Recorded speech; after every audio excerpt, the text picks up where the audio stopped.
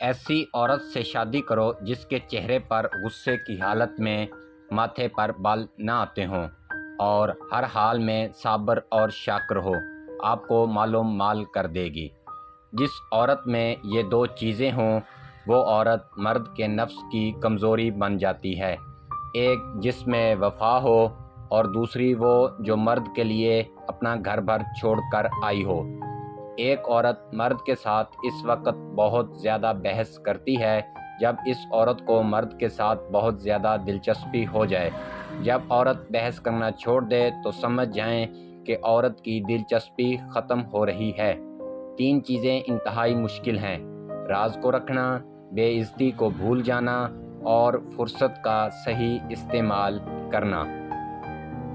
ایک عورت اس وقت ٹوٹ جاتی ہے جب کوئی مرد اس کے گھر رشتہ لے کر جاتا ہے اور جب اس کے ساتھ شادی کا ارادہ کر کے اس سے انکار کر جائے تو اس وقت عورت بہت زیادہ ٹوٹ جاتی ہے۔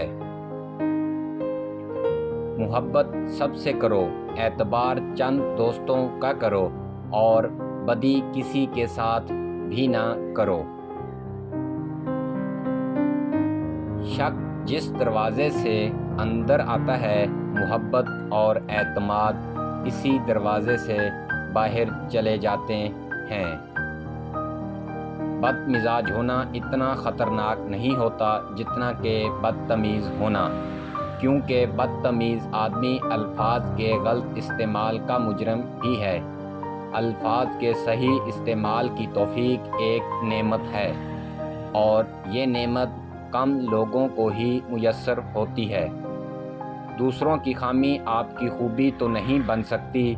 کسی کی خامی تلاش ہے تو اپنے آپ میں ڈھونڈیں، کسی خوبی کی تلاش ہو تو دوسروں میں ڈھونڈیں۔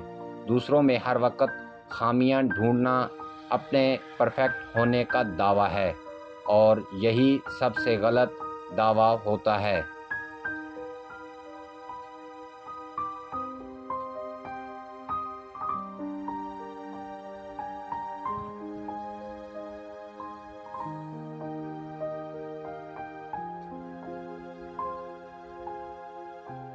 عورت جب مرد کی محبت سے بیزار ہو جائے تو پھر وہ اس سے جان چھڑانے کے لیے ہر حربہ استعمال کرتی ہے، اس کی ہر بات کو ٹالنے اور